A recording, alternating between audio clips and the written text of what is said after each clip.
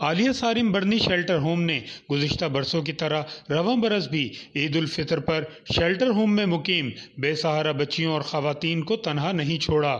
انہیں عید الفطر کی خوشیوں میں شریک کرنے کے لیے معروف سماجی رہنما عالیہ صارم برنی نے شیلٹر ہوم میں خواتین اور بچیوں کے لیے عید کے ملبوسات، جوتے، مہندی اور دیگر اشیاء کے اسٹالز لگائے، جہاں انہیں ان کی پسند کے مطابق جوتے اور ملبوسات لینے کا موقع فراہم کیا گیا۔ اس موقع پر عالیہ صارم برنی نے بچیوں اور خواتین کو ان کی پسند کے مطابق اشیاء لینے میں معاونت کی۔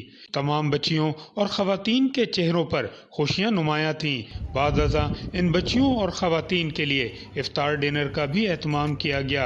عید شاپنگ کے لیے لگائے گئے اس مفت بازار کے انعقاد پر عالیہ صارم برنی کا کہنا تھا کہ شیلٹر ہوم میں موجود خواتین اور بچیوں کو معاشرے نے تو نظر انداز کیا ہے، مگر شیلٹر ہوم میں انہیں وہ خوشیاں میسر ہیں جو انہیں اپنے گھروں میں حاصل نہیں تھیں۔ انہوں نے کہا کہ یہ خواتین اور بچیاں اچھی تعلیم و تربیت حاصل کر کے معاشرے میں فعال کردار ادا کر سکتی ہیں۔